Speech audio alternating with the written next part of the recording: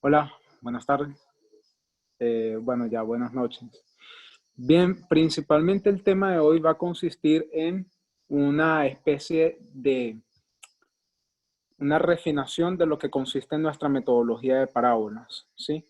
Porque, entre otras cosas, se están redefiniendo nuestros conceptos anteriores sobre ciertas líneas de historia. Por ejemplo, tomamos el caso fundamental del fin del Israel antiguo y haciendo esa diferenciación entre la historia omega del Israel antiguo y la línea de Cristo. Eso vendría siendo parte del refinamiento de nuestro mensaje en este periodo de tiempo, pero en otro aspecto también tiene que ver con la parte metodológica, y es que nos tenemos que acostumbrar cada vez más a hablar por parábolas, y vamos a ver en uno de los textos que vamos a abordar el día de hoy que eso es un tema clave, es algo principal. Se está grabando esto o dónde lo Sí, grabo? se está Ah, sí. grabando. Ok, gracias. A ver, yo quisiera comenzar con una pregunta para ustedes. ¿En qué periodo de tiempo nosotros estamos? No, o sea, nosotros sabemos de que si nosotros colocamos el modelo de agricultura en nuestra línea de reforma, sabemos que hay 4 estaciones o 4 etapas en ese proceso. Nosotros nos encontramos en la última, ¿sí? Pero si nosotros nos encontramos en la última, ¿qué se infiere con eso? O sea, a la luz del principio que establece Isaías 46:10. ¿Qué es lo que nosotros podemos notar? Si estamos en la última etapa, Dios, ¿qué hace?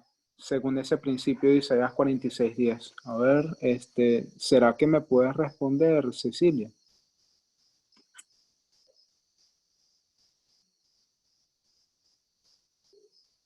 Cecilia, Sí, sí, te escucho.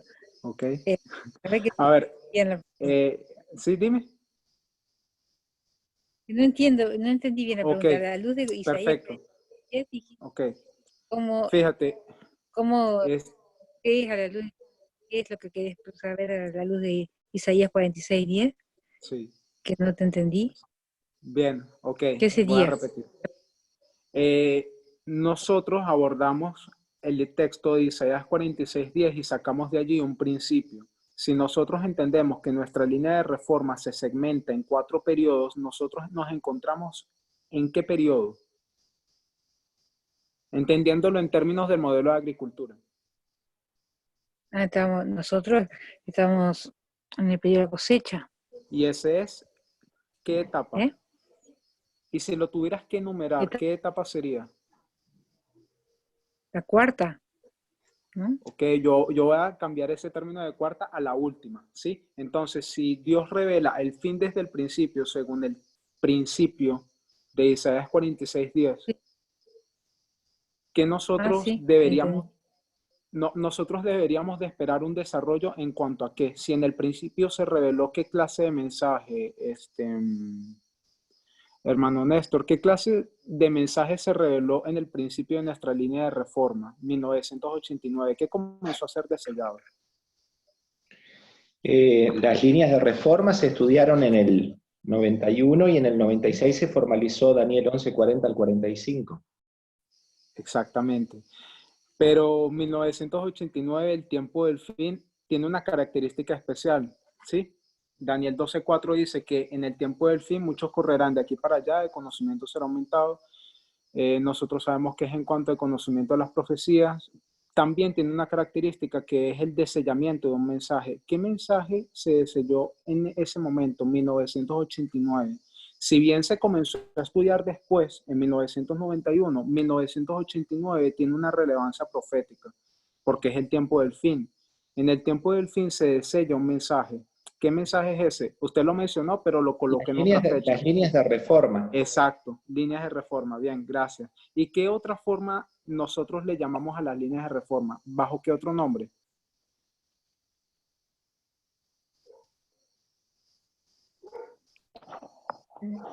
Estudiar línea sobre línea. Línea sobre línea, y también nosotros le Parábola. llamamos... ¿Cómo? ¿Quién? Parábola. Sí, Parábola. Matilde. Sí, Sí. adelante. Parábola. Parábolas, exacto. Entonces, si en el fin de la historia de nuestra generación, y gracias hermano Néstor, si en el fin de nuestro periodo de tiempo, en la línea de reforma, es decir, a la luz de Isaías 46:10, nosotros vemos que en el principio se desella un mensaje en cuanto a las líneas de reforma o parábolas. En el fin, nosotros tenemos que tener un desarrollo en cuanto a las líneas de reforma y a las parábolas, o sea, un conocimiento cada vez más elaborado de ellas. Y al principio estaba diciendo de que no es solamente en cuanto a líneas en específico, por ejemplo, tenemos la línea de Cristo o la historia omega del Israel antiguo, sino que también asuntos metodológicos en cuanto a la metodología en sí. ¿Por qué? ¿Qué evento especial nosotros estamos viendo en nuestro periodo de tiempo? No sé si ustedes han estado acompañando los estudios del anciano Parminio, pero fíjense, en nuestra generación estamos viendo que hay un cambio, porque antes, en 1989, nosotros comprendíamos de que el mensaje era única y exclusivamente de tipo profético. Nosotros decíamos que el Evangelio Eterno era un proceso de 3 pasos que primeramente desarrolla y luego demuestra 2 clases de adoradores. Y hasta allí nosotros estábamos bien y nos conformábamos solo con eso y creíamos que era solamente profético y no veíamos ningún tipo de conocimiento moral en cuanto a eso, ¿sí? Siempre nosotros lo veíamos como una especie de controversia entre sábado y domingo y punto. Ahora, el mensaje se ha desarrollado de tal forma que ahora nosotros decimos que profético equivale a moral y eso también está establecido en el espíritu de profecía y en la Biblia, de hecho, también. ¿Por qué? Nosotros, por ejemplo, tomamos citas como Mensajes Selectos, tomo 2, página 106, párrafo 2, donde se nos dice que el Evangelio Eterno lo tiene este ángel en su mano derecha y que es el mismo mensaje que fue proclamado en Génesis 3:15 y luego cita el texto. Génesis 3:15 es un asunto que tiene que ver con moralidad. Si toman en cuenta el capítulo 28 del conflicto de los siglos. Creo que se llama La verdadera conversión es esencial en español. Entonces, Hermano, Génesis 3, ¿sí? ¿puede repetir la referencia del texto que justo Ok. dijiste? Es Mensajes Selectos, tomo 2, página 106, párrafo 2. Ella dice que el ángel que volaba en medio del cielo con el Evangelio Eterno en su mano es el mismo, predica el mismo mensaje que fue predicado en el principio. Y luego ella cita Génesis 3:15. Entonces, sabemos que Génesis 3:15 es moral si tomamos en cuenta el conflicto de los siglos, el capítulo 28, que nos habla de que la verdadera conversión es esencial, donde ella hace una aplicación de ese texto, diciendo de que ese texto se cumple principalmente a nivel individual en nuestras vidas. Pero anteriormente nosotros hablábamos de que allí lo que se hace mención y referencia es a 2 clases siendo separadas. Por eso es que antes lo veíamos de un tipo profético y ahora de un tipo moral. Y es eso, básicamente la introducción. Hoy en día estamos viendo un desarrollo más pleno de la metodología de parábolas. Ahora, yo quiero que nosotros revisemos en un principio ciertos, ciertos aspectos que yo creo que en algún punto llegamos a perder de vista al estudiar esta metodología, ¿sí?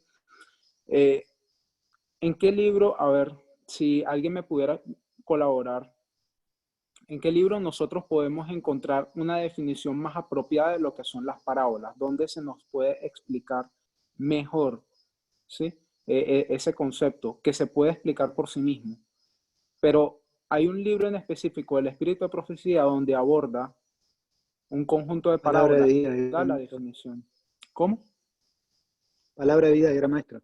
Bien, exacto. Palabras de vida del gran maestro. El primer capítulo nos brinda en sí toda la definición de lo que es una parábola. Yo los invito entonces a abrir el primer y el segundo párrafo, por favor.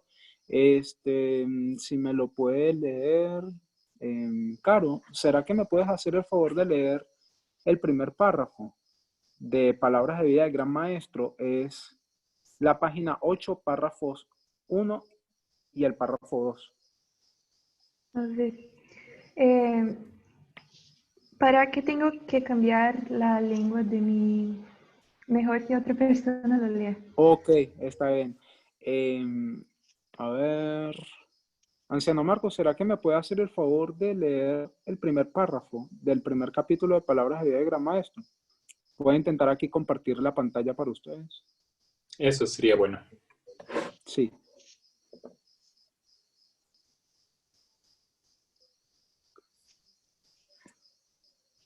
Ok.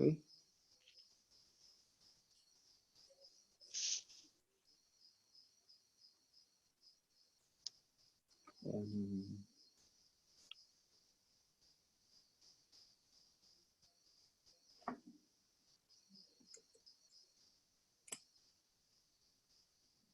¿Puedes repetir la página, César? 8.1.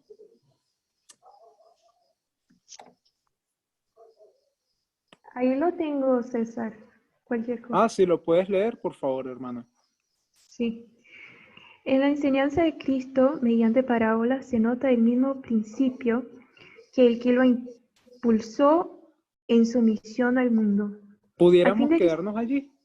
Solo en la primera declaración, quisiera deconstruir un poco el texto, Ujú, perdón que le interrumpa. ok. A ver, usted misma, ¿será que, no sé si usted lo nota de la misma forma, pero ¿cómo usted lee esa primera declaración?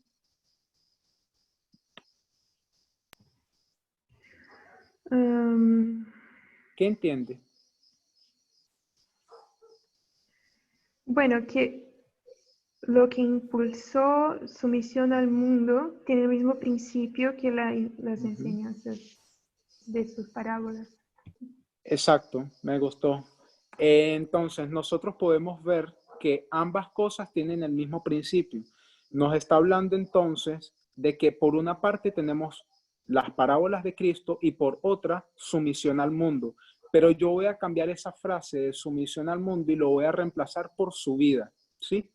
Entonces, nosotros tenemos que se ve el mismo principio. Yo voy a decir, de hecho, en el inglés se entiende como as. Y cuando tú lees esa palabra as, hace referencia a una comparación de dos cosas, ¿sí? Está haciendo una equivalencia entre ambas. Así que yo solamente voy a resumir esa primera sentencia en las parábolas de Cristo son igual a su vida, ¿sí? Así que una parábola y Cristo son una misma cosa, son cosas intercambiables o términos intercambiables. De hecho, este párrafo nos los va a decir. Y el principio, cuando se nos habla aquí en el español de que se nota el mismo principio, habría que definir cuál es ese principio, ¿sí? Ahora sí, adelante, por favor. Okay. A fin de que llegáramos a conocer su divino carácter y su vida, Cristo tomó nuestra naturaleza y vivió entre nosotros. La Bien. divinidad se reveló en la humanidad, la gloria invisible en la visible forma humana. Los hombres podían aprender de lo desconocido mediante lo conocido. Las cosas celestiales eran reveladas por medio de las terrenales. Dios se manifestó en la semejanza de los hombres. Tal ocurría en las enseñanzas de Cristo. Lo desconocido era ilustrado por lo conocido, las verdades divinas por las cosas terrenas con las cuales la gente se hallaba más familiarizada. Bien, gracias hermano por la participación. Fíjense, en el medio del párrafo se nos está haciendo una distinción. No sé si lo pueden ver de esa forma, pero a ver, hermano Matías Mejías, ¿qué distinción nosotros podemos ver en el medio de ese párrafo? Ella va a comenzar a hablar como de dos clases de reinos. ¿Cuáles son esos dos reinos que nosotros vemos a la mitad de ese párrafo? Lo, na- lo natural y lo divino. Exactamente, nos está hablando sobre dos cosas, una cosa que es espiritual y una cosa que es natural. Bien, entonces, el fin de una parábola nosotros lo encontramos en la última sentencia, donde de hecho ella solamente está repitiendo y ampliando lo que dice en la primera declaración, porque ella dice de que en la enseñanza de Cristo mediante parábolas vemos revelada cuál es su misión al mundo. Y yo dije, lo refraseé, dije que las enseñanzas mediante parábolas equivalen a la vida de Cristo. Y luego aquí nos enseña esa misma ilustración, pero con otras palabras. Nos dice, tal ocurría con las enseñanzas de Cristo. Y nos comienza a hablar sobre el principio que define una parábola, que es que lo desconocido siempre es ilustrado por las cosas que ya tú conoces previamente. ¿Ya? El segundo párrafo, por favor.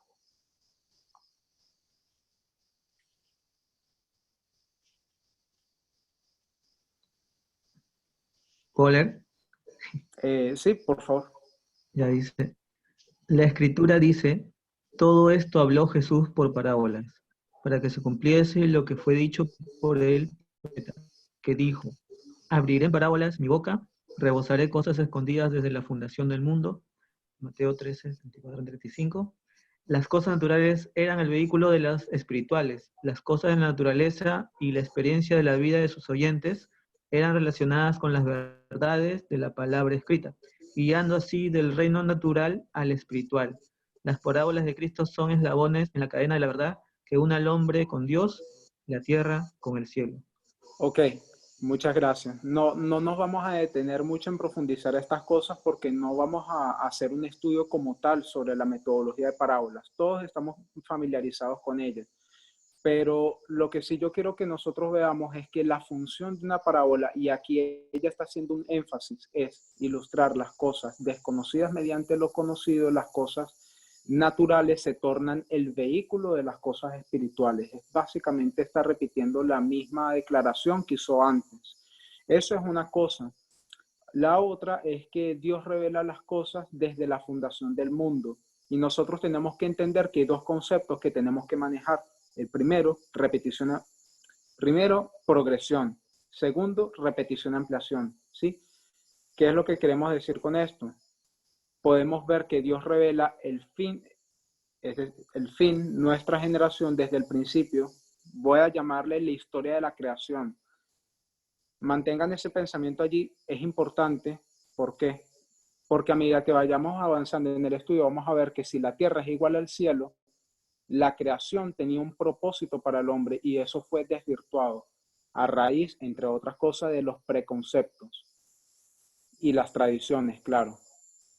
Entonces, nada, eso era un breve paréntesis y la última declaración de ese párrafo nos está hablando sobre una ilustración, cadenas que unen al hombre con Dios, a la tierra con el cielo, y eso nosotros lo vemos en la historia de Jacob. Jesús mismo se identifica como la escalera que unía a Jacob en esa situación con el cielo, donde él veía a los ángeles subir y bajar. Esa es la misma ilustración que nosotros encontramos en esa historia. Así que reafirma el hecho de que Cristo en sí es una parábola, que parábola y Cristo son dos cosas y términos intercambiables. Y la naturaleza de Cristo en sí se torna una parábola, porque Él es humano y divino. Ok. Ahora, quisiera hacer una pregunta. A ver. Ya. Tengo aquí. Voy a parar de compartir un momento. Ok. Hermana Raquel de Corbacho, ¿es? ¿O es Aquel? No, en realidad es Raquel, pero porque estaba tratando, sí, de poner Raquel y Orlando. Estoy con mi esposo, así que podés preguntar a los dos. Gracias. Buenas noches, disculpa César, llegamos un poquito tarde, no me podía conectar. Tranquila. Hermana Raquel, una pregunta. ¿Cuál usted cree que es la característica que debería de manejar todo buen profesor o todo buen aspirante a profesor? Es libre, no existen respuestas correctas o incorrectas aparentemente, porque todo depende de mí. Es muy difícil, pero creo que un buen profesor debería primero tener conocimiento de sus alumnos. Ok, eso está muy bien. Pero más que nada conocimiento de Dios. Sí, es de lo que estamos hablando, ¿no? Me gusta ese término, ese concepto de conocer a Dios. porque estamos hablando de parábolas. ¿Y cómo tú lo conoces a él? Compartiendo como Enoc, caminando con él. Pero a la luz del estudio que estamos haciendo, ¿cómo tú llegas a Bueno. conocer a Dios? Por las parábolas. Muy Porque bien, si la exacto. vida de él es una parábola, él vino siendo parábola. Y aparte conocemos a Dios Padre por medio de Cristo también, porque él dice, le Muy pedían bien. para conocer Está a bien, Dios y gracias, dice, hermano. estuvieron conmigo y Bien. no vieron. ¿Qué? Contestamos cualquiera de los dos porque somos uno.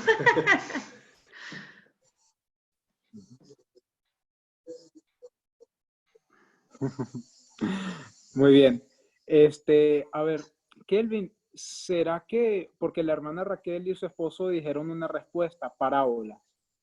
Yo voy a utilizar ese término, sí, es apropiado, pero voy a cambiar una otra. ¿Qué documento escrito nosotros utilizamos para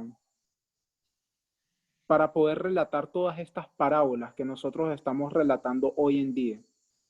¿Cuál documento es? ¿La Biblia? Sí, es la Biblia. La Biblia es un conjunto de parábolas. ¿O de qué? O sea, si usted lo ve sin metodología, si usted lo ve así en la superficie, ¿cómo se entiende la Biblia? ¿Qué sería? Es un libro lleno de historias. Así que, Historias. excelente. Así que lo que usted mencionó de que un buen profesor debe contar una buena parábola es eso. Un profesor debe contar una buena historia. ¿Y en qué se basa una buena historia? Toda buena historia siempre va a tener ¿qué? Dos cosas. Principio, claro. Un principio, un desarrollo y un fin. ¿Está bien? Pero no existe un drama. Un Si no existe un protagonista malo, y un ¿verdad? antagonista. Eso, un antagonista y un protagonista, bien, Valeria. Buenísimo. Siempre. Sí, Entonces, totalmente. a ver, a la luz del conflicto de los siglos, nosotros vamos a tener dos actores principales, Cristo y Satanás. Ahora, yo quiero que reconsideremos ciertos aspectos cuando hablamos del drama, del conflicto de los siglos, cuando vamos a abordar la siguiente cita, que es el libro de la educación 209.5. Si me lo puede, por favor, leer la hermana Yesenia.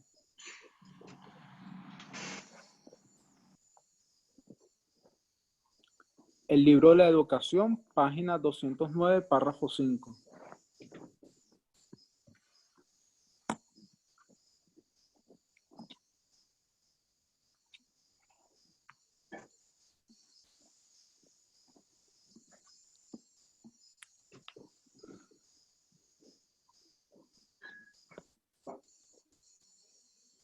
No puede leer, dice. ¿Lo No puede leer. ¿Lo puedes Ok, poner en tu gracias. pantalla, César? Ok, sí. Voy a colocar mi pantalla entonces.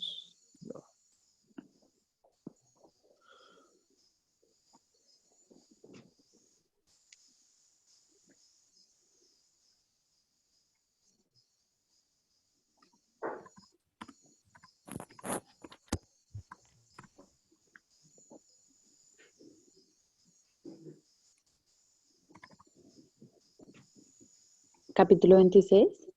Sí, el capítulo 26. 209.5. Sí, si no me equivoco es la 209.5 que dice. Bueno, fíjense, en ese párrafo ya va a estar comparando dos cosas. Por favor, presten atención. ¿Lo leo? Sí, por favor, Valeria. Okay. El entusiasmo es un elemento importante de la obra educativa. En cuanto a esto, la observación hecha una vez por un celebrado actor contiene una útil sugerencia. El arzobispo de Canterbury le había preguntado por qué los actores, al representar una comedia, impresionaban tan notablemente al auditorio al referirse a cosas imaginarias, mientras que los ministros del Evangelio impresionaban tan poco al suyo hablándoles de cosas reales.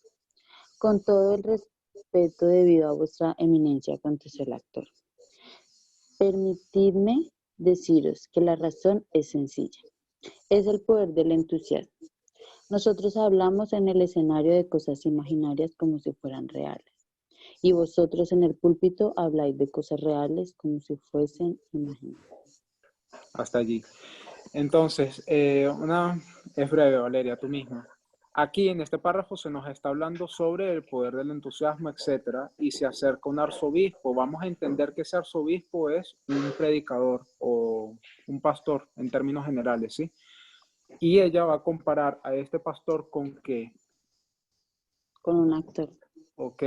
¿Y cuál es la diferencia entre este pastor y el actor? ¿Qué tipología de parábolas tú puedes identificar allí en la última sentencia? Que a mi modo de ver es la más importante. Comparación y contraste. Nosotros vemos una comparación y un contraste en términos generales, porque hay dos cosas, está el actor y está el predicador, pero en la última sentencia, ¿qué tipología de parábolas tú puedes tomar de allí?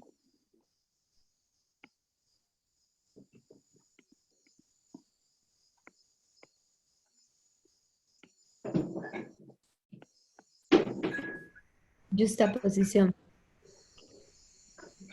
Juxtaposición. La juxtaposición es una herramienta literaria que nos permite identificar a un héroe y a un villano, y estábamos hablando de un gran drama, sí, en el escenario de conflicto de los siglos, muy bien, pero no es una tipología de juxtaposición. Fíjense, en la última sentencia, yo sé que quizás fue algo difícil de ver en un principio, disculpen, pero vemos que él dice imaginario o imaginación.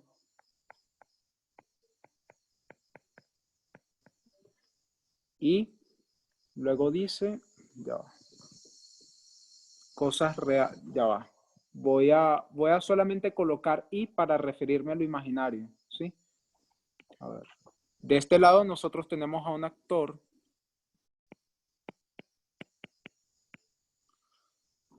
Él ve las cosas imaginarias y las convierte en cosas reales, ¿sí?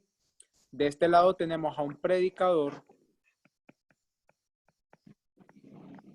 y él ve que, ¿cómo dice el texto, la última declaración? Las cosas reales como si fuesen imaginarias. Exacto. ¿Qué vemos aquí? ¿Qué tipología de parábolas es esta? ¿Cómo se llama? Un quiasma. Eso es un quiasma, exacto. Podemos comparar. No estoy acostumbrado a utilizar este lápiz. Disculpen. No pasa nada. Exactamente. Vemos un quiasma aquí. Ahora, yo quiero que nosotros identifiquemos algo. ¿Quién de estos dos tiene poder? ¿Cuál mensaje de estos dos personajes, el actor o el predicador, cuál de los dos tiene poder a la hora de hacer un efecto en el público? El actor. Exacto. Así que nosotros tenemos que aprender a hablar de esta forma, ver las cosas imaginarias como que si fueran reales. Pero ¿qué es la realidad? Lo natural. Lo natural es lo real. Sí. Lo espiritual es lo real. Muy bien. Lo espiritual es lo real. ¿Por qué? ¿Cómo nosotros llegamos a esa conclusión? Bíblicamente.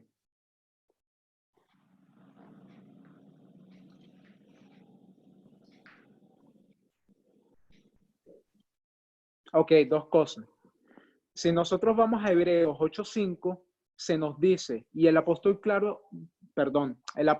Pablo es claro en lo siguiente, nos dice que el santuario celestial es el verdadero tabernáculo y el santuario terrenal es solamente una sombra, ¿sí? Yo me voy a apoyar en ese concepto para definir que lo imaginario vendrían siendo las cosas que de hecho son naturales, ¿sí? Mientras que las cosas reales vendrían a ser las cosas espirituales. Así que, ¿cuál es el problema que tiene este predicador? Yo voy a llamar al predicador ¿Entienden? FFA, lo que significa. Sí. Ok. ¿Cuál es el problema de FFA? Desconoce la realidad. Desconoce la realidad porque no lee bien. Pero no solamente son ellos, sino que este problema lo tienen muchos, incluso en el movimiento, porque leen las cosas espirituales como que si fuesen cosas naturales. ¿Cómo lo hacen? Por ejemplo, consideran de que la ley dominical, tal cual como se cumplió en el tiempo de Elena White, va a tener una especie de cumplimiento tan parecido en nuestra generación que es prácticamente indiferenciable, ¿sí? Ellos están trayendo una historia, porque eso es una historia, y nosotros definimos historias como parábolas, o sea, cosas espirituales, y la traen a nuestra generación y la convierten en cosas naturales. Y según esa metodología no es correcto, porque ellos están haciendo es básicamente eso, esto de aquí. Y por esa razón su mensaje no tiene poder. Nosotros tenemos que aprender es a raíz de este tipo de metodología. Los actores conocen mejor hablar las cosas espirituales porque ellos ya tienen un conocimiento previo de las cosas naturales. Ahora, ¿cómo nosotros podemos hablar de esto que vendría siendo el cielo, llamémoslo de esta forma, si nosotros no conocemos lo que es la tierra? ¿O cómo nosotros podemos hablar de Dios si nosotros no conocemos quién es el hombre? ¿Sí? Este tema da para mucho. De hecho, se puede desarrollar el tema de la naturaleza del hombre a través de este estudio, pero vamos a parar en esa cita por este momento. Voy a dejar de grabar. Ok, ya, listo. Ok, ¿qué nos dice 1 Corintios 4:9?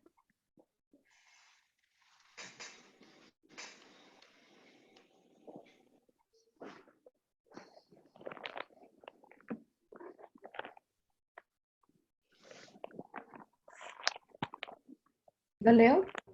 Sí, por favor.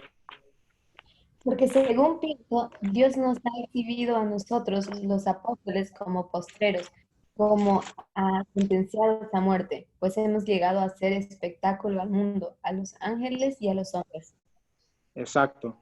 O sea, nosotros en verdad lo que vendríamos a hacer sería una especie de drama o dramatización, o estaríamos asumiendo el rol de actores en lo que sería el cumplimiento del conflicto de los siglos, ¿sí?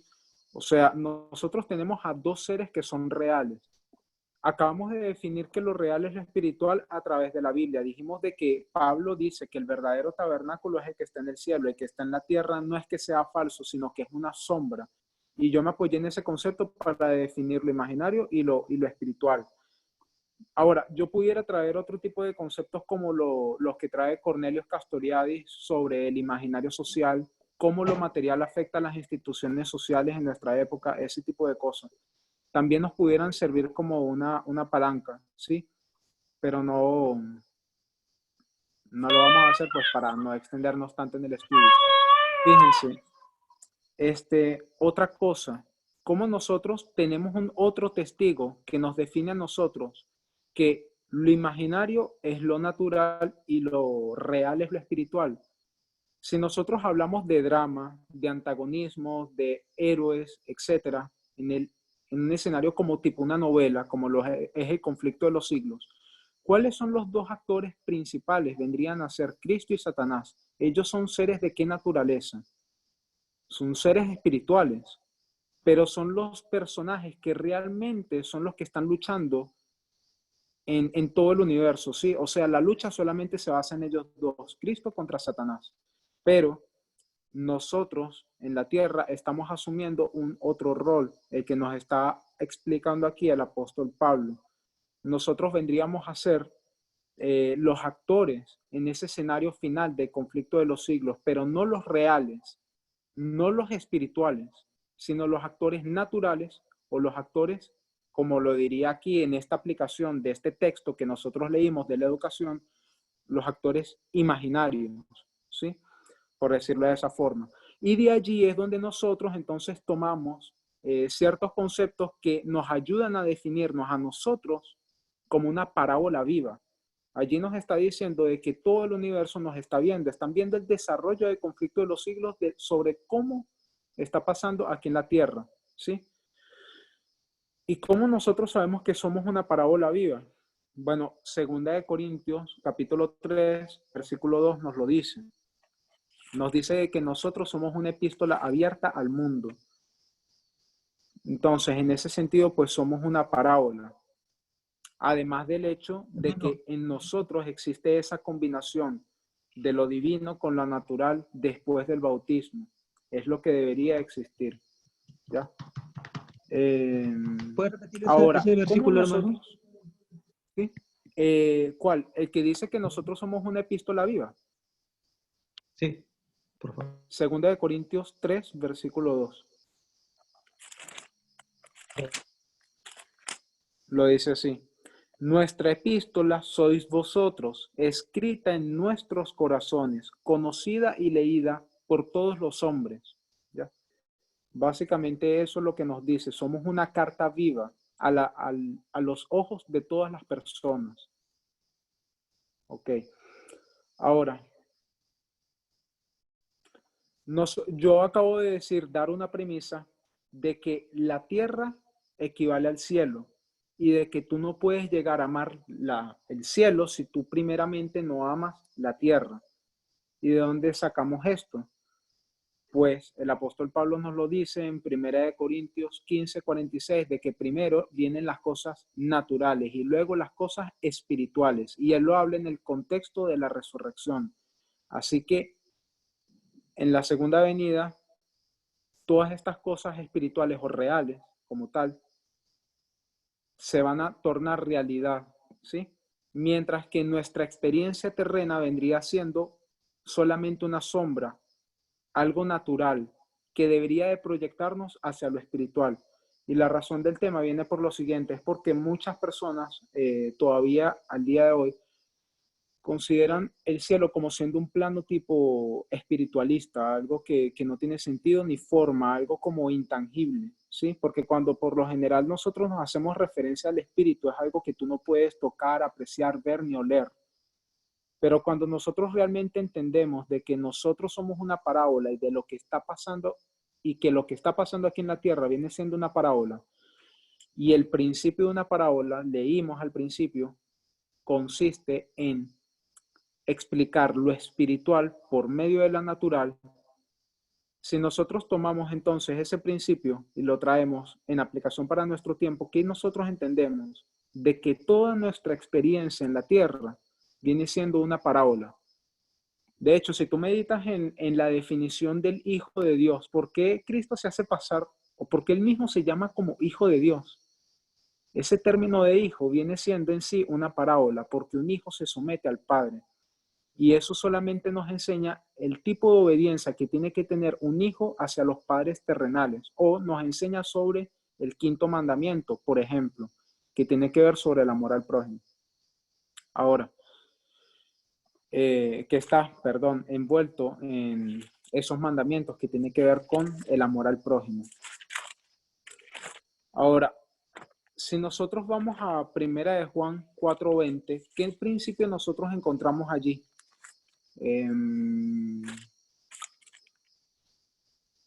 A ver. Kelvin, ¿será que tú puedes por favor leer 1 de Juan 4:20? Ya lo leo. ¿Sí?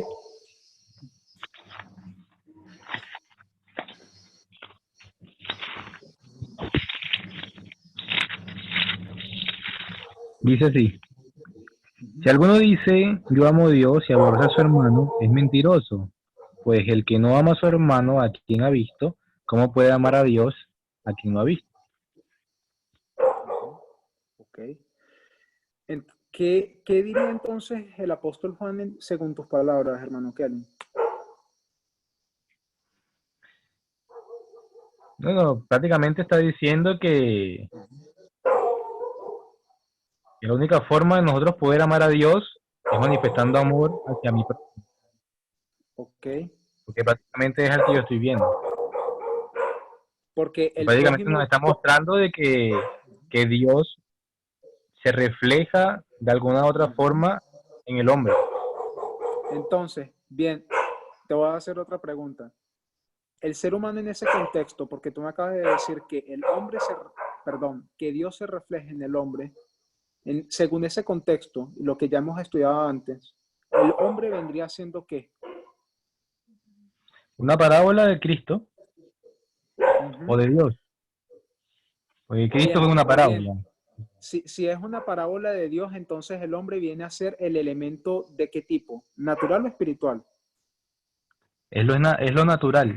Exacto, es lo natural. Y Dios entonces vendría a ser lo espiritual. Y lo que nos dice entonces el apóstol el apóstol Juan en este caso es de que si tú eres incapaz de adorar lo natural o de amar a lo natural, tú nunca vas a poder amar lo espiritual. O sea, tú eres un mentiroso, es lo que le está diciendo allí. Es lo mismo que acontece con el predicador. ¿Recuerdan la cita de la educación 209.5? ¿Cuál era el problema que tenía el predicador? Él hablaba cosas reales, o sea, cosas espirituales, como que si fuesen cosas naturales. Pero nosotros sabemos que el orden natural de una parábola, lo que compone una parábola es ver las cosas naturales, porque ellas son las que te ilustran las cosas espirituales. Tú no puedes llegar al resultado espiritual si tú no te has familiarizado con lo natural. Eso es lo que nos está diciendo entonces el apóstol Juan, como lo acaba de decir el hermano Kelvin. Las personas, los seres humanos, vienen a ser una parábola de Cristo. O sea, son un medio por el cual Dios se manifiesta. Si tú eres incapaz de amar a tu prójimo o al hombre, eres incapaz de amar a Dios. Resulta, por lo menos a mí me llama mucho la atención la forma en cómo fueron escritos los 10 mandamientos. Porque primero se nos dan los 4 y luego se nos dan los 6. Pero eso no es el orden natural de las cosas.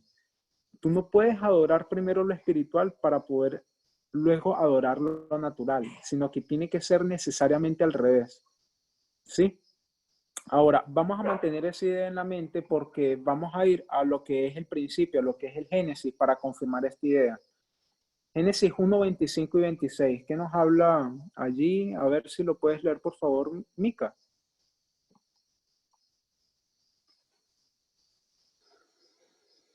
Bien.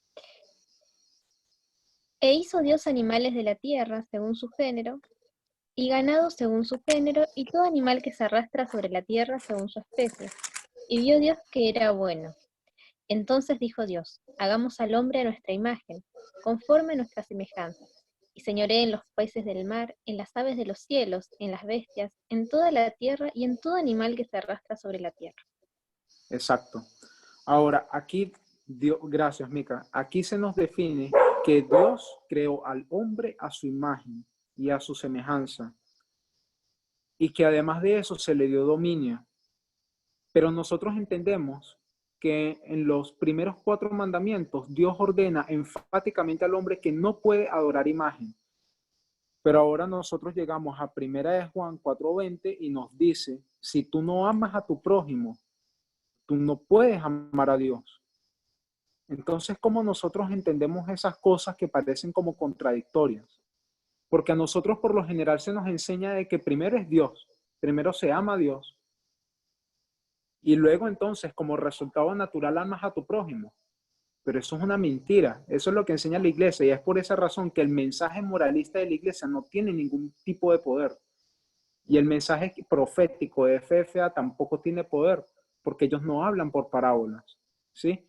Así que la tierra, nuestra experiencia en la tierra, nuestra convivencia con seres humanos, nuestra convivencia con nuestra esposa, en el caso de aquellos que la tengan, hijos, hermanos naturales, todo eso es una especie de ilustración de lo que tú vas a llegar a tener en el cielo. Porque ¿cuáles son nuestras motivaciones en la tierra? ¿Cuáles serían? Esto es una pregunta libre, el que la quiera responder, el que la pueda. ¿Cuáles vendrían a ser nuestras motivaciones principales en la tierra? A la mayoría de los cristianos les pesa decir esta declaración, pero es que es algo que es obvio. Dios nos está diciendo que la tierra es igual al cielo.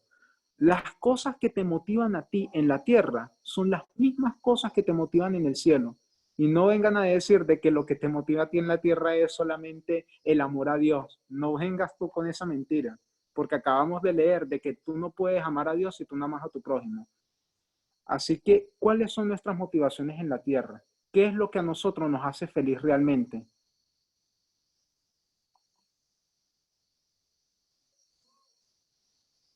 ¿Alguien lo puede responder? Es libre.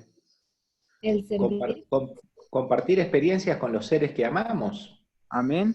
Eso, las relaciones sociales, muy bien. Compartir experiencias con los que amamos, bien. Y hay otra cosa, hermano, no solamente eso, esa felicidad que usted tiene con su esposa, porque Cartas para Jóvenes Enamorados lo dice, la felicidad plena del hombre como género solamente depende de la institución del matrimonio. Sí, eso es algo claro, ¿ya? Espero que me dé tiempo para abordar ese punto porque me pareció muy importante y me pareció bastante lindo la aplicación. Esa es una respuesta, bien. Ahora, usted puede tener las relaciones sociales que usted quiera, pero ahora bien, necesita un otro elemento para que eso sea completo. Digamos, ya tiene la esposa, pero faltaría algo.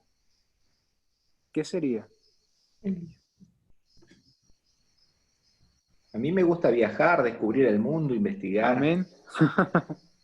Ok, y eso lo vamos a hacer en el cielo también. Por la eternidad, por todo el universo. Amén. Pero no consiste tanto así, o sea, necesitamos una cosa que es más tangible. Piensen en algo tangible. Jesús dijo, una pista, Jesús dijo, voy a ¿qué? Moradas, exacto, una morada. Voy a preparar morada para vosotros, dice. Necesitamos necesariamente no solamente una pareja, no solamente los hijos, no solamente amigos. También necesitamos una morada o un techo. Y una morada es una propiedad, es algo que tú puedes tocar y sentir, ¿sí? Muchos cristianos consideran que es una cosa, no sé, una locura pensar de que Dios a nosotros nos manda a que nos deleitemos en tener cosas. Y por esa razón ellos consideran de que no, Dios no es un ser materialista, Dios es un ser humilde, etcétera, que no le gustan las cosas ostentosas. Pero si nosotros nos vamos primero a la creación, eso es la mayor ostentosidad del mundo. Pero luego cuando entró el pecado, ¿qué cosa ostentosa creó Dios justo después de que entró en el pecado? Bueno, no tan justo después, unos 2000 años después.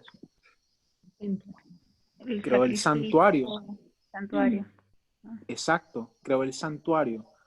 El santuario estaba revestido completamente de oro, ¿ya?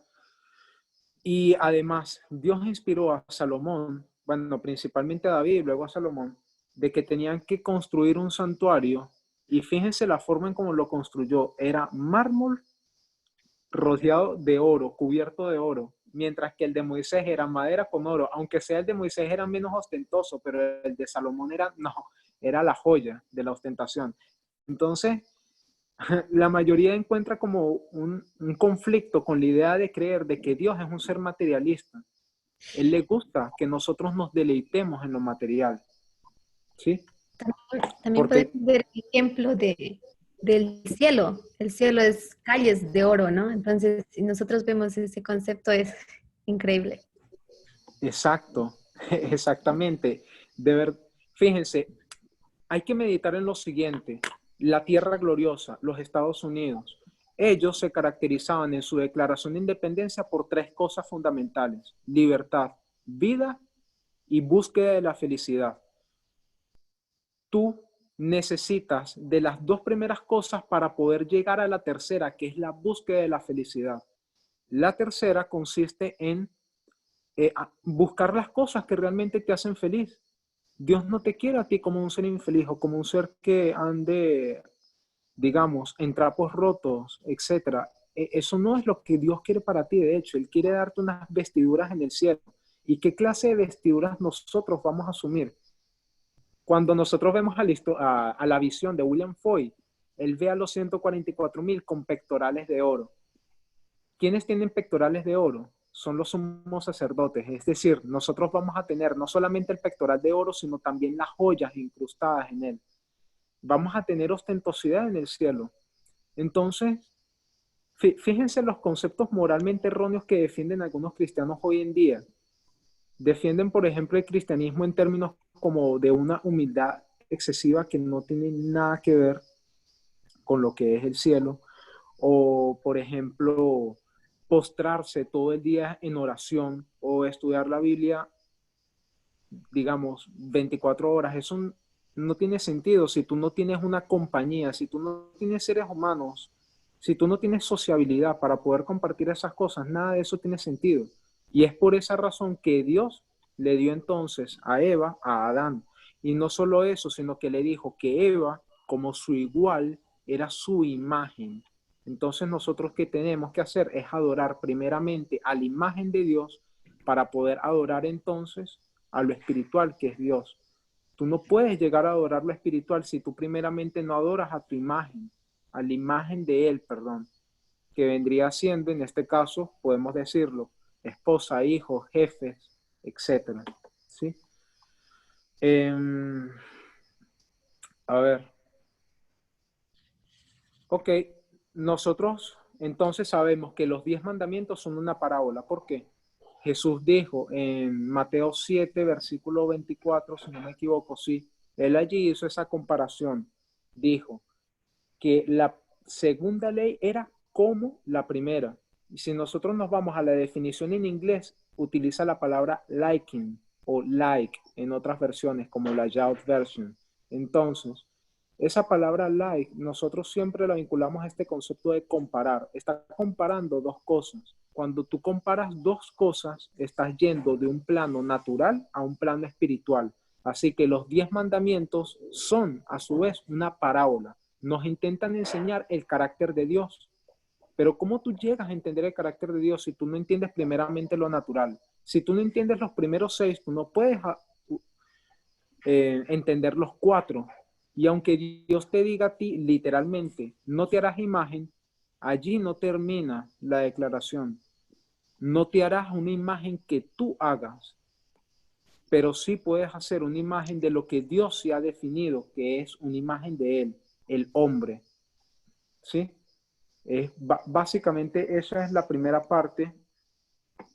Y otra cosa, ¿acaso Dios estableció entonces la idolatría desde el principio?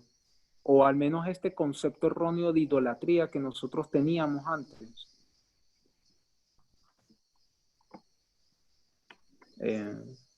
A ver, hermana Caro, ¿Dios nos ordena ser idólatras? Yo estaba acá. No me pregunte a mí, no me pregunte a mí. ¿Ah? Sí, Dios nos da ídolos. Establece ídolos.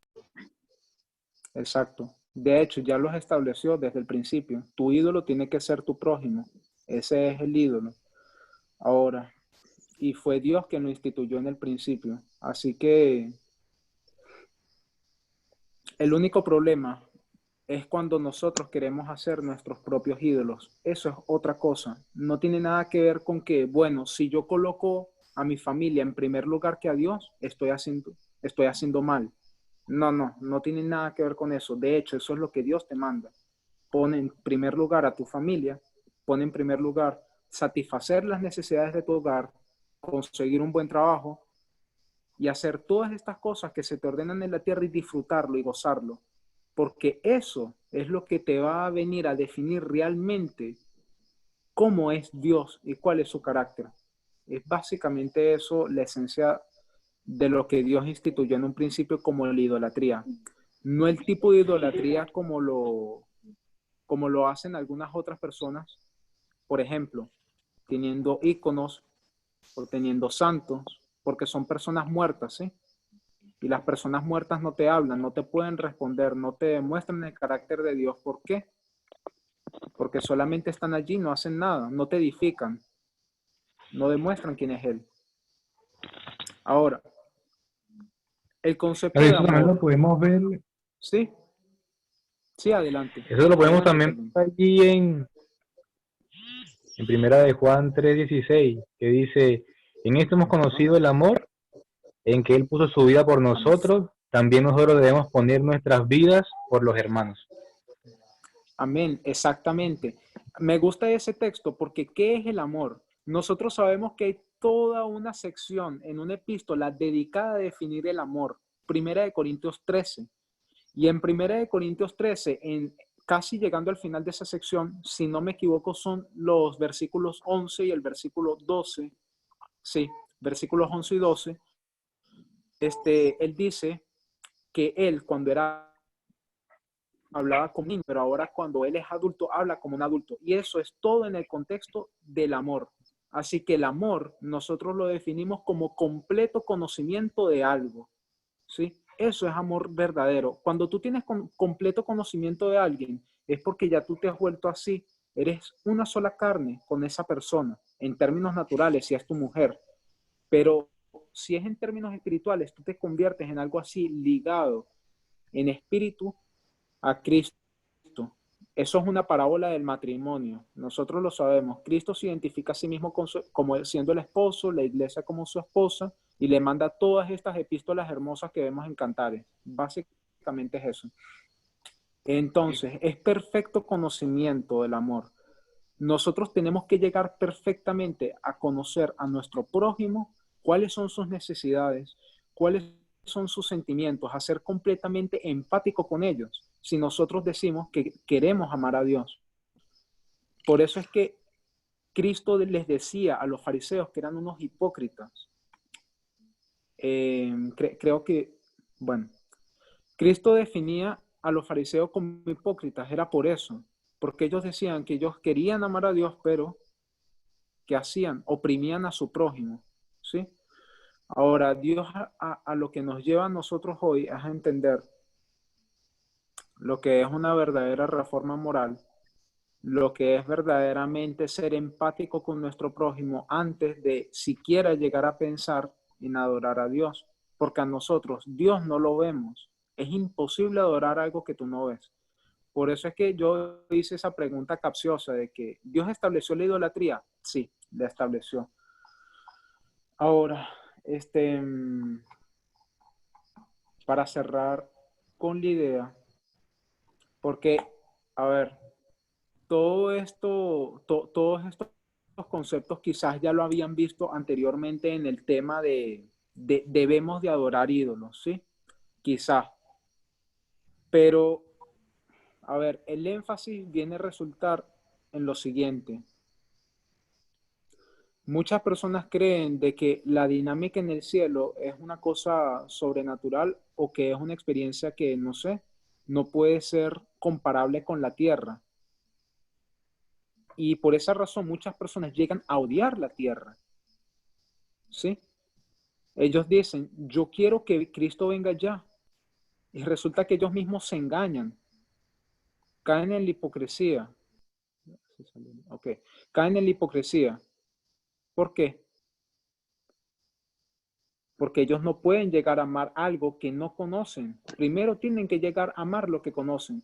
Y ellos tienen una experiencia infeliz en su casa, en su matrimonio, con sus hijos, con sus amigos, se aíslan, entran en todas esas cosas y no sacan el verdadero provecho de lo que Dios le ha dado. Dios a nosotros nos dio la oportunidad de vivir un pequeño cielo en la tierra si nosotros así lo queremos.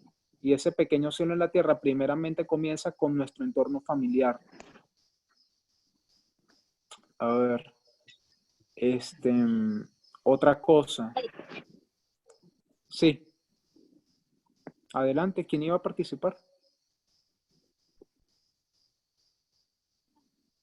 Ok. Quería definir lo siguiente. Habíamos hablado sobre idolatría y algunas personas van a creer de que eso es una cosa errada o es una herejía, lo que se dice. Pero fíjense, la palabra de Dios define al hombre como siendo la imagen de Dios y entendemos, según las palabras del apóstol Juan, de que tú no puedes adorar a Dios si tú no adoras primeramente su imagen o las cosas naturales. ¿Recuerdan? Si tú no haces eso, tu mensaje nunca va a llegar a tener poder. Vas a ser como ese pastor o ese predicador preguntándole a un actor, ¿cómo es eso? ¿Cómo es eso?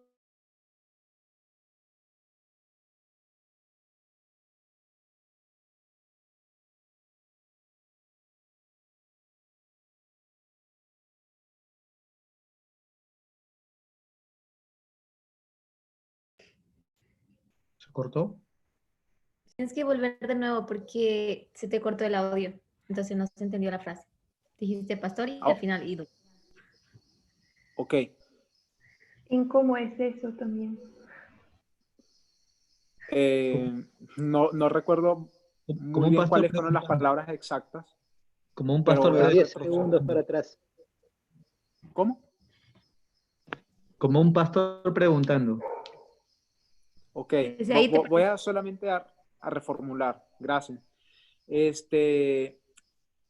Tu mensaje no puede llegar a tener poder si tú no lo vives, y ese era el problema que tenía el pastor.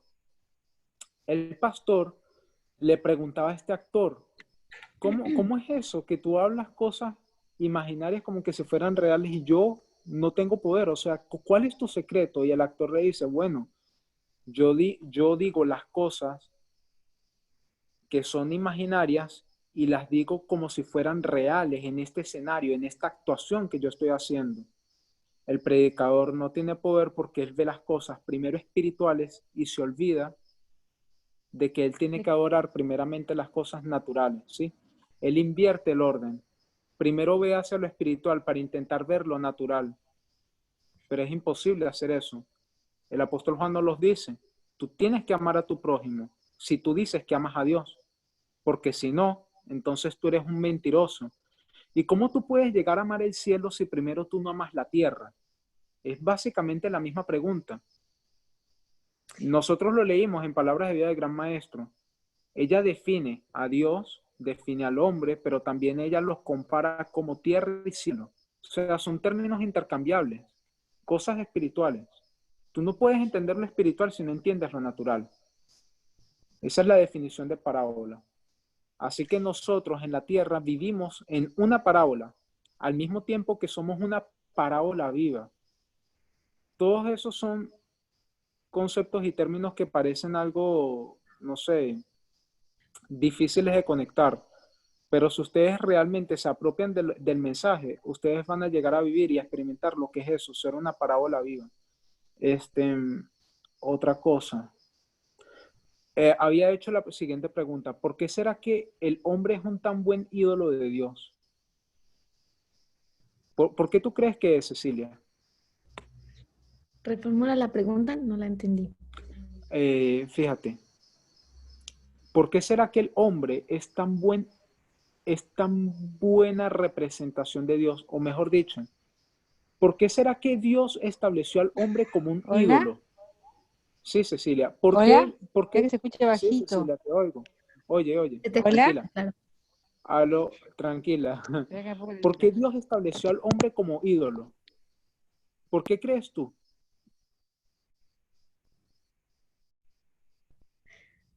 Cecilia.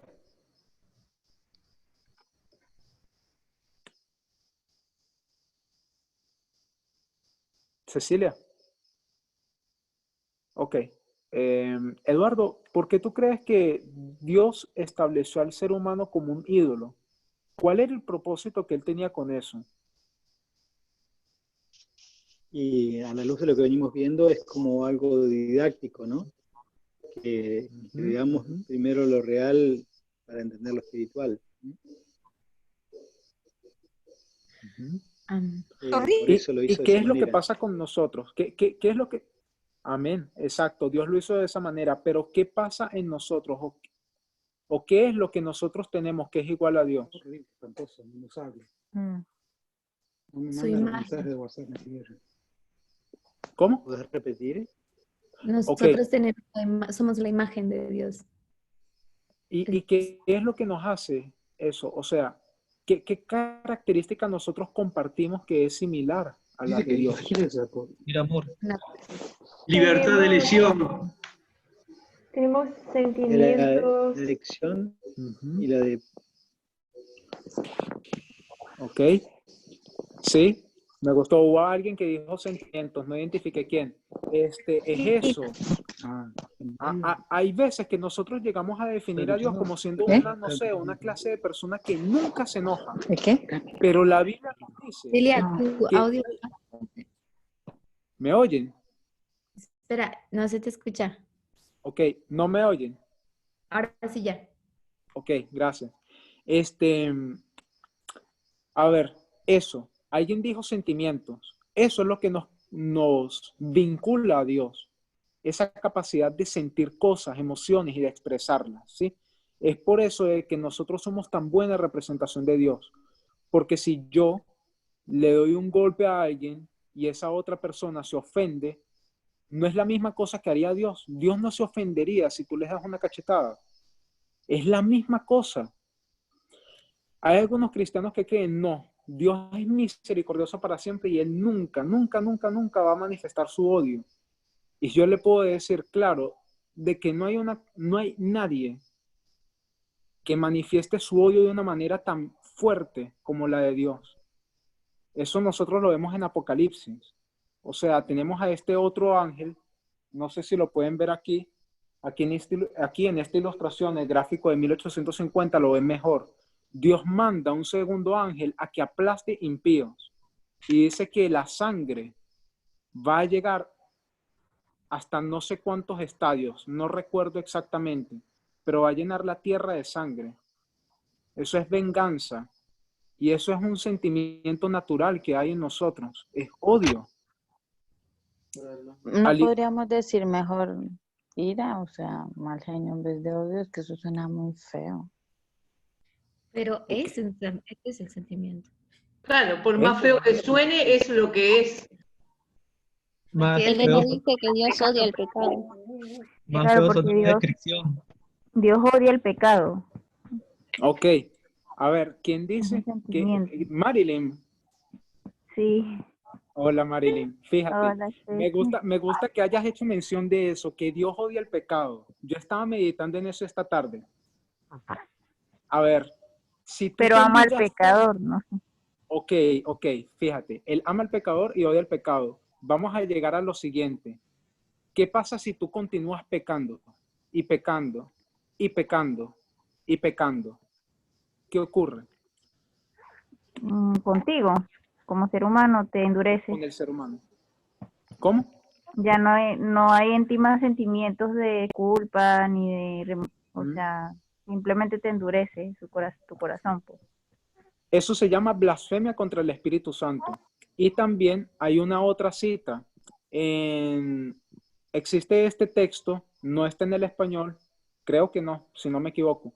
En Christian Leadership, página 30, párrafo 2. Dice que las prácticas se constituyen en hábitos y el hábito se desarrolla en carácter. Así que nuestras prácticas vienen a afectar nuestros hábitos, nuestros caracteres, por decirlo de esa forma. Cuando tú haces prácticas pecaminosas, tú te colocas en una situación en la que no solamente pecas, sino que continúas y continúas y continúas y no puedes salir jamás de esa situación hasta que pares. ¿Sí? ¿Qué pasa? Cuando tú defines de que Dios solamente odia el pecado, es cierto, tienes razón, pero si tu pecado tú lo practicas y lo practicas y lo practicas, llega a convertirse en algo que se vuelve parte de ti mismo, de manera tal que tú mismo te has constituido en un pecado. Tú eres pecado si continúas pecando. Es básicamente eso. Es por eso que en el Antiguo Testamento, cuando Dios define abominación, lo define en esos términos. Cualquiera que hace estas cosas es abominación. No es el acto, es la persona la que se convierte en abominación. ¿Sí? Así que cuando Cuando tú dices de que Dios odia el pecado, pero ama al pecador, si tú continúas pecando, tú mismo te vas a constituir en un pecado. Y Dios, como odia el pecado, va a reflejar toda esa ira que Él tiene hacia el pecado, que es infinita, en ti. Básicamente es eso. ¿Sí? A ver, otra cosa. Dios siente celos, muchos celos. Él dice que Él es un Dios que no le gusta compartir nadie, a ninguna de sus criaturas. Él quiere un trono indiviso. Lo dice Camino a Cristo, página 47. Él es un Dios que Él ama con tanta pasión que Él no puede compartir con nadie ese amor que Él siente por ti individualmente, ni por su iglesia, ¿sí? Así que vemos esos dos conceptos en la persona de Dios mismo. Vemos amor y vemos odio. Y nosotros sentimos esas cosas naturalmente. Y es por eso que nosotros somos una tan buena imagen de Dios, ¿sí? Así que si tú no puedes llegar a amar a tu entorno familiar, si tú no puedes llegar a amar a tu jefe, tus amigos, tu compañero de trabajo, tus posesiones materiales, tú debes de amarlas. ¿En qué sentido? En preservarlas. ¿Y en qué más? Buscar generar ingresos para sostener a tu familia. Tu familia es tu mayor objeto de adoración. Si tú no adoras a tu familia, tú no puedes adorar a Dios. Y si tú no haces eso, tú también no puedes esperar ir al cielo. Porque tú no puedes decir, yo amo al cielo, pero odio a la tierra. Tú no puedes decir, yo amo al cielo, pero yo no le doy lo que mi familia se merece. Eso es una hipocresía. Y es por eso que el apóstol Juan les dice que son unos mentirosos o que son unos hipócritas. Y es la misma situación en la que se encontraban los fariseos en el tiempo de Cristo. Solamente para cerrar, es lo siguiente. Bueno, antes de eso, para culminar la idea, pero a través de la falsificación. Cuando nosotros vamos hacia la historia de la marca de la bestia, las personas que adoran la imagen de la bestia, a ver, una pregunta, ¿la imagen de la bestia es lo natural o es lo espiritual? A ver, ¿será que me lo puedes responder, por favor? Matías Mejía. ¿La imagen de la bestia es natural o es espiritual? Es lo O sea, real. viéndolo según el estudio de hoy. Lo Recuerda. real. Ajá. Lo real, lo natural.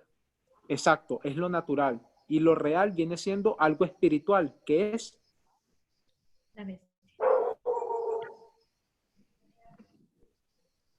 ¿qué es ¿Satanás? quién? Exacto, es Satanás. Bien. Entonces es básicamente eso. Si tú adoras lo natural, tú vas a adorar al ser espiritual que establece esa cosa natural. Es por eso que Dios nos ordena adorar ídolos. ¿Qué ídolos? Nuestros hermanos, nuestros amigos, nuestra familia, nuestros jefes, nuestros hijos. Esos son los ídolos los cuales Dios desde el principio nos mandó a adorar. Ahora, mantengan ese pensamiento porque vamos a ir a este último concepto para concluir ya. ¿Cuál fue el problema que tenían los fariseos? Lo había abordado anteriormente, pero quisiera que alguien me lo recordase. Raimundo Mejía, ¿será que tú me puedes decir, por favor, cuál era el problema que tenían los fariseos? ¿El orgullo, César? Ok, orgullo. Yo voy a cambiar eso por ideas preconcebidas, pero no es tanto eso. Ellos decían que ellos, ¿qué? Y lo levantaban en alto. Que amaban a Dios. Exacto. Ellos decían que amaban a Dios. ¿Y cómo se reflejaba ese supuesto amor a Dios? Que es hipocresía, en verdad. ¿Con sus ceremonias, ritos? ¿Con el prójimo? Exacto. ¿Los fariseos amaban al prójimo? No. Exacto. No amaban al prójimo. ¿Se enfocaban en qué cosas? Lo dijeron. ¿Cómo? En los ritos. Exacto, en los ritos. Ellos Solo querían en ser ritos. adorados prácticamente porque su reputación también. ¿Cómo? Ellos prácticamente querían ser adorados. O sea, ¿a qué me refiero? A que su reputación está en juego ante el pueblo de Israel. Por eso ellos siempre oraban en las calles, se vestían ostentosamente. Se amaban Bueno, a lo sí de... mismos.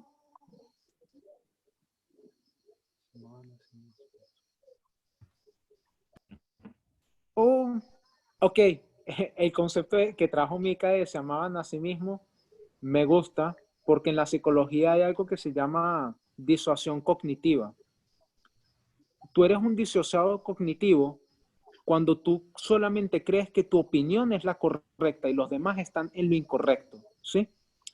Eso era el problema que tenían los fariseos, bien, pero no era ese que yo quería abordar en un principio, sino más bien según la línea que decía ya Raimundo Mejía, que es que ellos se concentraron en las ceremonias, en los rituales, y entre esos rituales era la estricta observancia de qué mandamiento, hermano Néstor. Ellos eran expertos en guardar qué mandamiento, súper expertos. El cuarto. Exacto, el cuarto mandamiento. Vamos a leer una cita entonces para concluir. Profetas y Reyes, página 501, párrafo 1.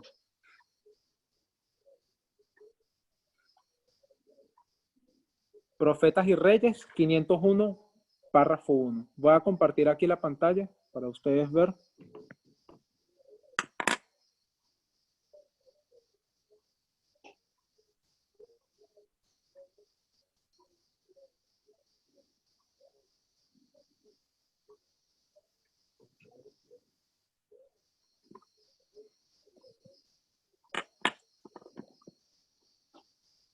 Como dice, ¿alguien lo puede leer, por favor? Ok. ¿Leo? Sí, por favor. El párrafo 1, ¿no? La restauración Sí. espiritual de la cual fue... Comienza el párrafo, es 501.1, Profetas y Reyes, en 501. español. Ok, dice Sí. así. En el tiempo del fin ha de ser restaurada toda institución divina. Debe repararse la brecha o portillo que se hizo en la ley cuando los hombres cambiaron el día de reposo. El pueblo remanente de Dios, los que se destacan delante del mundo como reformadores, deben demostrar que la ley de Dios es el fundamento de toda reforma permanente y que el sábado del cuarto mandamiento debe sustituir como monumento a la creación y recuerdo constante del poder de Dios. Con argumentos claros deben presentar la necesidad de obedecer todos los preceptos. ¿Lo quitaste? Lo quitaste. Ah, Ok. perdón. Todos los preceptos del decálogo constreñidos, lo volviste a quitar. Constreñidos por el amor de Cristo, cooperarán con Él para la edificación de los lugares desiertos. Serán reparadores de portillos, restauradores de calzadas para habitar. Isaías 58:12. Amén. ¿Es la hermana Solange? Sí. Ok, hermana Solange. ¿Y en qué contexto entonces se está definiendo Isaías 58? Igualdad. Ok. En el título de la Biblia, si su Biblia tiene título, habla sobre el verdadero ayuno. Y en Isaías 58 llega un momento en el que habla sobre el sábado, básicamente. Dice que el verdadero sábado ellos lo han pisoteado, que ellos se olvidaron. Ahora, nosotros vimos que ese era el gran problema que tenían los fariseos en la generación de Cristo. Y aquí estamos haciendo una parábola. Estamos definiendo una parábola, ¿por qué? Porque estamos trayendo algo que es la historia. Ella nos está diciendo, en el tiempo del fin, ha de ser restaurada toda institución divina. Así que estamos tomando ese concepto de haber perdido la esencia del sábado que tenemos en el tiempo de los judíos de Cristo y lo estamos trayendo para nuestra generación en aplicación. Eso es una parábola. Y aquí nos dice que en el tiempo del fin toda institución divina tiene que ser restaurada. Así que, ¿entre qué otras instituciones? o sea, ¿cuáles son las instituciones divinas que Dios estableció? De hecho, a ver, esto es una pregunta, no sé, libre. Si matrimonio. Responder. Eso, el matrimonio y el sábado. Exactamente. Esas son las que nosotros siempre hemos denominado como las instituciones gemelas. El adventismo tiene una mala concepción de lo que es eso. En el 2015, ellos creían que que Obama estaba yendo en contra de un montón de principios bíblicos al permitir que homosexuales se casasen entre ellos, ¿sí? Y ellos dijeron, eso es la ley dominical. ¿Por qué? Porque se está atacando la institución del matrimonio y son instituciones gemelas, así que viene primero la institución del matrimonio y después van por el sábado. Eso era el conocimiento que ellos estaban promoviendo en ese tiempo. Ahora,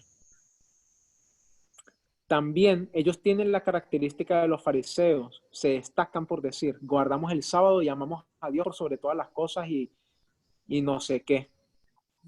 Y a nuestro prójimo como a nosotros mismos. No aman al prójimo. ¿Cómo van a amar a Dios? ¿Ok?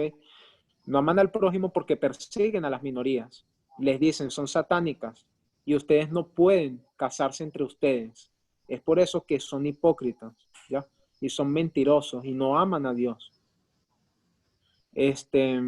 A ver. Ok. En nuestra generación tiene que ser restablecido, como dijo el hermano Corbacho, es ser restaurados. Tanto el matrimonio como el sábado. Y nosotros hemos visto que la importancia fundamental de todo este estudio es que si tú no amas a tu prójimo y tú no amas a lo que Dios creó como tu imagen para cuidarla, para preservarla, para adorarla, para amarla y mostrarle todos tus afectos y suplir todas sus necesidades a través de cosas materiales, si tú no haces eso, tú no amas a Dios. Es básicamente esa misma cosa. Así que los judíos de la generación de Cristo no sabían lo que era guardar verdaderamente el sábado y había una controversia entre ellos, ¿sí? La controversia era sobre el día de reposo. Esa controversia la encontramos en Marcos 3 del 1 al 6. Y esto solamente es un pensamiento para concluir ya, ¿sí? Por favor, Valeria, si lo puedes leer. Marcos 3 del 1 al 6.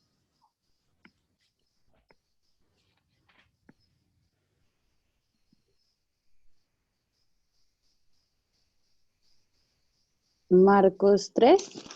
Sí, del 1 al 6. Ok. Otra vez Jesús entró en la sinagoga y estaba allí un hombre que tenía una mano seca. Y lo observaban para ver si lo sanaría en sábado, a fin de acusarlo. Entonces Jesús dijo al hombre de la mano seca, levántate y ponte en medio. Y les preguntó a ellos, ¿es permitido hacer bien en sábado o hacer mal, salvar la vida o quitarla? Pero ellos callaron. Y mirándolos con enojo, apenado por la dureza de sus corazones, dijo al hombre, extiende tu mano. Y él la extendió y su mano quedó restablecida. Entonces los fariseos salieron y tuvieron consejo con los herodianos para matar a Jesús. Ok, entonces, ¿quién era el que estaba exaltando el principio del sábado? Realmente como tiene que ser. Según la lectura que hiciste, Valeria. ¿Quién estaba exaltando el principio o la esencia del sábado? A ver, Valeria. ¿Jesucristo? Exacto, es Cristo. Pero ¿qué decían los fariseos? Ellos decían, no, tú no puedes hacer eso en sábado. Hoy es el día de reposo. Tú no puedes ayudar a tu prójimo en el día de reposo. Eso está mal. Sí, era básicamente esa la controversia. Porque ellos son unos mentirosos, son unos hipócritas. Ellos dicen, no se trabaja y no se hace nada absolutamente en este día. Ni siquiera se ayuda al prójimo. Porque hoy es un día dedicado exclusivamente a Dios. ¿Sí? Pero nosotros sabemos que tú no puedes adorar lo espiritual si primero tú no adoras lo natural. Y es por esa razón que ellos mismos se constituyen en hipócritas, ¿ya? Ellos perdieron la esencia y el principio genuino que envuelve el sábado. Y Jesús lo viene a restablecer. ¿Cómo? Es a través de la ayuda al prójimo. Él se hace llamar a sí mismo siervo de siervos, ¿sí? Esa vendría siendo la verdadera esencia de lo que tiene que ser la oración en sábado de nuestro tiempo, ¿ya? Y los fariseos, en este caso yo voy a hacer la aplicación y decir, la Iglesia Adventista del séptimo día nos va a acusar a nosotros y nos va a decir, ¿qué haces? ¿Por qué tú defiendes a estas minorías? Tú no sabes que esa es gente inmoral. Tú no sabes que esa es gente la cual no puede entrar al cielo. Y ellos se cierran la puerta al cielo, ellos, y se la cierran a otros. Entonces, bueno, nada, eso es la conclusión del estudio de hoy. Espero que de alguna forma, pues, Dios nos enseñe realmente lo que es el verdadero sentir y empatía hacia nuestro prójimo. Y saber, bueno, nada, cómo conducir con modestia, ¿no? En lo que nos queda de vida en esta tierra. Y agradecer a Dios, ¿no? Por cómo moral y profecía literalmente están conectados. Es una cosa, nada, es inspirado, es algo divino. Entonces, no sé si alguien tiene algún otro comentario que hacer, un aporte. Yo quería comentar que a mí me ha extrañado que los últimos años han aumentado los femicidios como una cosa exponencial. Y es eso, Satanás está desesperado tratando de destruir la familia. Uh-huh. Sí, así es. Bien. Tengo una pregunta. Sí, adelante, Yesenia. ¿Me escuchan? Sí, te oigo. Un poco. Es que tú hablaste de la ostentación. Ajá. Y entonces quedé pensando cuáles son los puntos divergentes de esa idea que tú presentaste respecto a la ostentación con el evangelismo de la prosperidad que predica Jerry Powell. Ok. ¿Podrías aclarar las diferencias específicas? Bien. Esa es una pregunta bastante, bastante capciosa. Oye, fíjate, Dios a nosotros nos dice que debemos de vivir en la tierra como seres miserables. Definitivamente, no. A Él le gustan las cosas bien hechas. A Él le gusta ser una persona que se deleita en que las cosas se hagan no solamente bien, sino placenteras, muy placenteras. ¿Qué es lo que pasa con el Evangelio de la Prosperidad? Hay una diferencia vital entre esas dos cosas. Primero, bueno, de hecho, es la única que se me ocurre por el momento. El Evangelio de la Prosperidad a ti te enseña que a medida que tú das, Dios te devuelve, ¿sí? O sea, tú das por el interés de que Dios a ti te devuelva. En Venezuela utilizan esta expresión en particular, sembrar un carro o sembrar una casa. Tú inviertes diezmos, tú inviertes mucha ofrenda, inviertes bienes materiales con la esperanza de que Dios te los devuelve el doble o el triple. Eso es el Evangelio de la Prosperidad. Y al mismo tiempo es de que tú te deleites en esas cosas, pero que te deleites en sobremanera, ¿sí? O sea, ser intemperante en cuanto a eso, ¿ya? Porque tú utilizas esos bienes materiales para hacer qué clase de cosas. Cosas inmorales. No son cosas que glorifican a Dios. El apóstol Pablo nos dice de que todo lo que hagamos tiene que ser para glorificar a Dios, tanto en el beber como en el comer. El Evangelio de la Prosperidad entonces te dice a ti que si tú estás en un restaurante 5 estrellas mientras que una persona está pasando necesidad, es porque esa persona no sirve a Dios y porque esa persona es inmoral y no devuelve diezmos ni ofrendas. Así que es básicamente esa la gran diferencia que hay entre el Evangelio de la Prosperidad y el concepto o la idea de que a Dios le gusta la ostentación. Una ostentación en Cristo siempre. Básicamente eso, yo no sé si la respondí.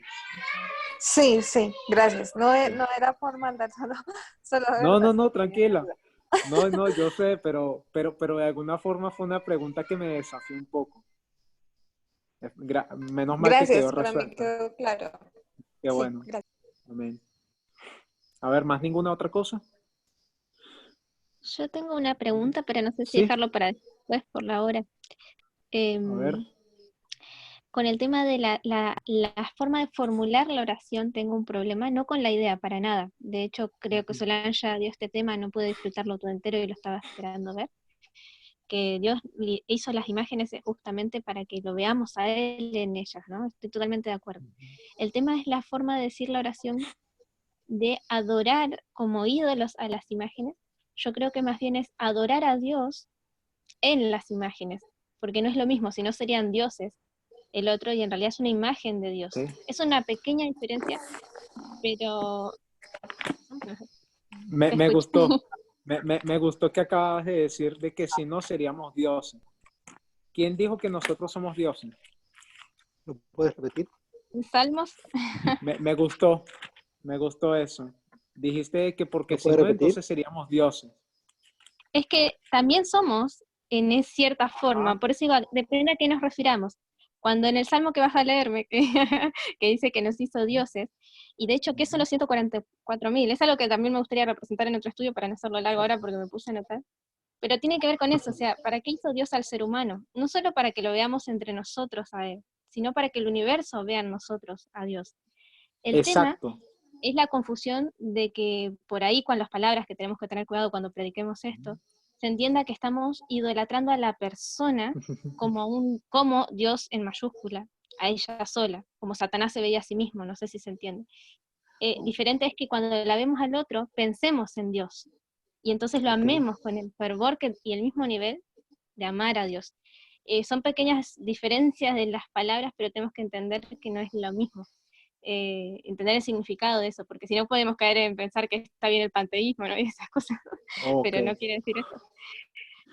Ok, me gusta el punto de aclaratoria, está bien, pero por lo menos a mí en lo particular me gusta que la gente diga, este es un dicho duro, ¿quién puede oírlo?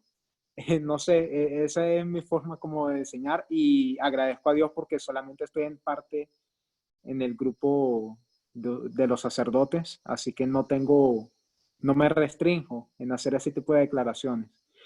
A la hora de predicar a los levitas, pues tampoco me voy a abstener, creo. Este es un dicho duro, ¿quién lo va a oír? Hay muchas otras verdades que van a ofender a los levitas. ¿Por qué no ofenderse con esto también? Se van a ofender de todas formas, así que hay que ser claros y decir las cosas como son.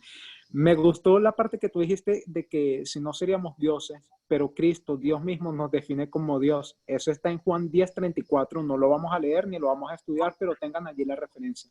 Juan 10:34 nos dice de que nosotros somos dioses y el contexto en el cual se está dando esa declaración resulta del hecho de que los fariseos dijeron que Cristo era un blasfema porque se hacía igual a Dios. Y el caso es de que realmente nosotros creemos de que nosotros tenemos que adorar a nuestro superior siempre, en todo sentido de la palabra. Y es sí, claro, pero no nos gusta llevar la adoración a este nivel de igual a igual. Y eso es el caso de este estudio. Tenemos que amar la tierra para poder amar el cielo, porque el cielo es como la tierra. Entonces, no sé si hay alguna otra duda. Espero que te haya podido haber respondido en cierta parte la pregunta. Se entiende la intención del estudio, pero era más por eso, como una especie de autoaclaración. Dale, gracias. Gracias a vos. A ver, ¿alguna otra? ¿O terminamos? ¿Ya? ¿Está listo? ¿Todo A mí bien? se me está acabando la batería y quiero dar adelante. las gracias. Muchísimas gracias por el estudio, me encantó y además muy buena la aclaración de Mica Raquel, mi tocaya. Muchísimas gracias por todo. Igual sigo en línea hasta que se me acabe la batería. Está bien, bueno, gracias, hermana. Vamos entonces Gracias ahora. a ustedes por estar, por ser. Adelante, bueno, nada, gracias a Dios por la oportunidad. Entonces, bueno, también me gustó haber compartido con ustedes este mensaje. Oramos.